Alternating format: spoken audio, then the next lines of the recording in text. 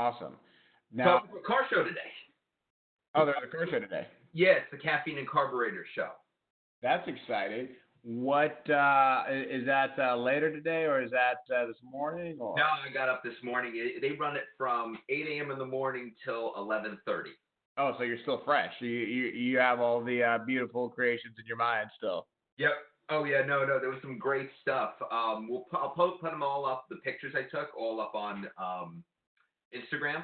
Yeah. Uh, but I already put one up, which was it was a video plus a that of and picture of somebody took a newer generation VW Jetta, not the current one, the one right before it, cut the back end off and put a pickup truck on the back of it. Oh, that's fantastic. All of the all of the inconveniences of having a truck with none of the additional horsepower. Yeah, with a two-door short cab, because it was literally just like right behind the seat was a wall, so you don't even have like an extended cab or anything else. But I look at it this way: this is for the person that was a VW owner who Yeah. loves their VW, but also desperately wanted to own an El Camino. I mean, yeah. I mean, well, I'm sure they later in life had enough money to say, why not both? Yep. Yeah. It does look at 20 feet. It looks awesome. When you get about 10 feet away, you kind of start seeing the jankiness of how it's all put together. Yeah, I'm just trying to like run through my mind like what's the practicality of a build like that? I mean, I could see it if you were like a locksmith and you had like and you had the need to carry tools that were not very heavy to a job site, or maybe like a fancy pizza delivery person. Well, he had like a bed cover too. He had like it was a full on job. It was kind of impressive. That's awesome. I mean, that's the thing. Like the devil's in the details with these Frankenstein creations. As long as they put the thought into covering up the bed, that's better. That's better. I can't wait to see it on the. You said that's on the Instagram now. I already up, already Nice. up. I shot it. I've got to decide whether or not I'm going to include the video or not. But it is a short clip of me making fun of all the people there with Porsches, but they're the brand new Porsches. It's not like you showed up with the air cooled 911 from the 80s or one of these rare like an early 996 or 997. What you've got is a whole line of people with brand new Porsches, 991s and all the others, GT2, GT2 RS, GT3, but I had to make the comment. They make as many Porsches as they can sell. Yeah. There's no restriction on the number of 911s they make. It really is. Maybe you have these special edition ones where you overpay for them, but if you have a 911 with the touring package or something like that on it, anyone with money can walk into any Porsche dealership and buy that. All it takes is money to own that car. Nothing else. It's simple economics. We're on the right side of that demand curve. You're right, but keep in mind then, but people who own Porsches love to knock Corvette people. But if you go out and you buy a new 911, you are no different than somebody who goes out and buys a brand new Z06 C7. Why? Because they make as many of them as they can sell. You have bought the European equivalent of a Corvette. That's all you've done. That's gonna piss everybody off who's a Porsche fan, but I'm sorry, it's the same damn thing. It's a mass production car. So my question to you, based off of that analysis, I actually have the numbers in front of me. How many Porsches do you think they cranked out in 2018? A lot. A lot. I don't know. 36,236. There's a lot of people entering their mid 50s. Yeah, right. And that's the thing. They're great cars. I'm not knocking them as a car. They're just not that special. If they make 36,000 of them, it's not rare anymore. There's a lot. Yeah, I mean, I never thought that that was like okay. So let's go through the pros and cons of Porsches. Like, what makes a Porsche like the type of car that you people would want to buy 36,000 of them? And also, what do you think are some of the drawbacks? I can think of a couple off ten. Well, look, I mean, you can get you can get the little tiny back seat in a 911, which means you can, if you have little kids, you can get them in the back, right? Yeah, They're fairly reliable. They last. They're well made. They're screwed together quite well, yeah, and they are reasonably quick. Versus a lot of other cars, and they don't have a lot of the maintenance headaches that, let's say, an Italian exotic is going to have. The only yeah. Go ahead. No, I was gonna say like the on the maintenance tip. Do you remember the name of the model and year of the Porsche that when you actually had to in order to actually change the spark plug, you actually had to lift the entire engine block out in order to change the fucking spark plug. You never lift the engine out of a Porsche. You always drop it out the bottom.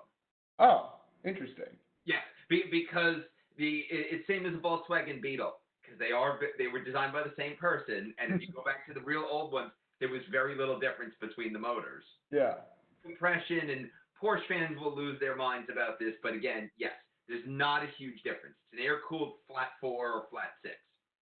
The difference is, and that's why you take the engine out the bottom, is because there's no way to really lift the engine out the back. Yeah. So that's one. That being said, they're actually designed to drop the motor quite easily. Like the early 911s, it's like 6 bolts that hold the engine in, and then the engine comes right out the bottom. And it's not a very large motor. It's not like you're dropping a V8 out of a car. How many horses do you think have are in that? Like the early 911s, like the 60s ones, Yeah. 96, 110 horsepower, I think. Here, I'm gonna share with you. Speaking of Porsches, Porsche just unveiled this new uh, Porsche Taycan, which is their electric answer to Tesla, and it honestly looks beautiful. It's the future of the company, I think. I mean, like you see this with Audi with their e-tron class. You know, you're starting to see more electric drives. The only thing that's ridiculous about it is the thing is like 5,000 pounds. It's incredibly heavy. Well, that, and on top of the fact that when you do that, they're charging. I think it was if you fully spec out a 100D Tesla 100D, Yeah.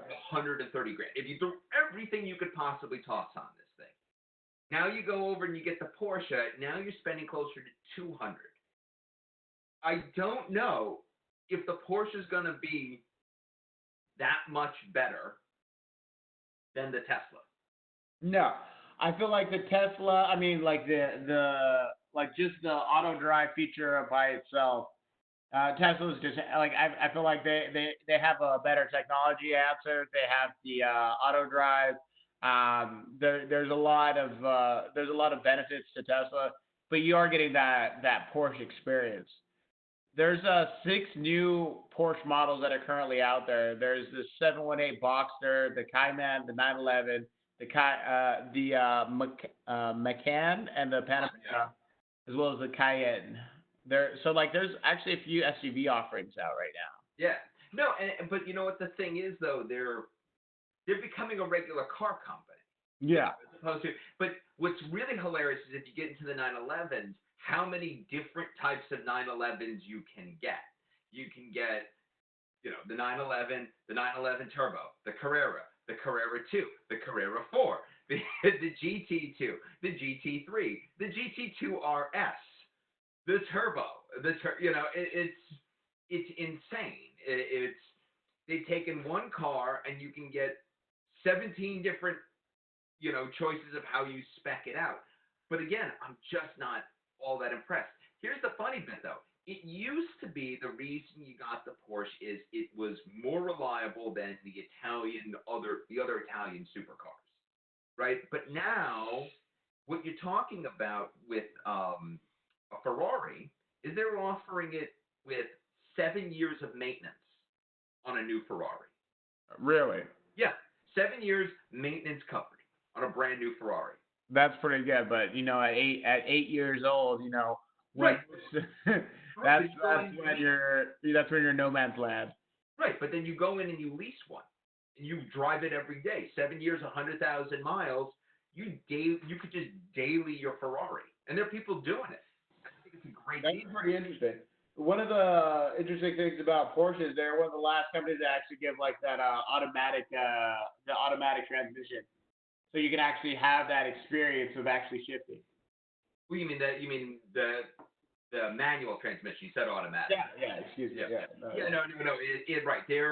Well, it's funny with the Corvette going to the C8 and losing the manual transmission option. You're basically, if you want a high-end sports car with the manual, your last option's gonna be the Porsche. Yeah, exactly. And I mean that really kind of signifies what Porsche is. It's a driver's car. Granted, it is going more mainstream with and appealing to the soccer moms with all these SUV options. But to be honest, there's a market demand for that. As like these SUV, like people want to have that, like you have a couple more horses under the engine and be able to go to Whole Foods. Like there's a reason why these things exist. So actually, I remember when I had the remember when I had the Lincoln, right? Yeah. Okay.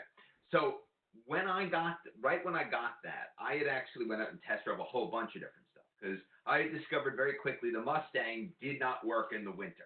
It was kind of like a wasted vehicle for 3 months out of the year. Makes sense. What was the issue with the Mustang?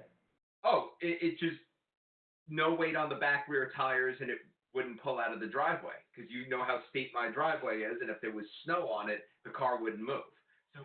So our winter car was Joanna's Fiat Abarth, which wasn't confidence inspiring in the snow either, with like the high performance tires and the tightest suspension known to man. Every time you hit a bump in that car, it sounded like it was going to snap in two. Loved driving it. Was that the drivetrain or is that the curb? Yeah, exactly. But back to so when I went out to get that, I actually test drove the Cayenne, and it was like the Cayenne Model S. And that car I loved because the Cayenne S is when I drove it, the one that I drove was like the 390 horsepower V8. It was perfect. You could turn the all-wheel drive off, so it was rear-wheel drive only, and you could just bomb in that car, and it handled beautifully, and it had like all these great oh shit handles, and it was driving it through Greenwich, and things handled great.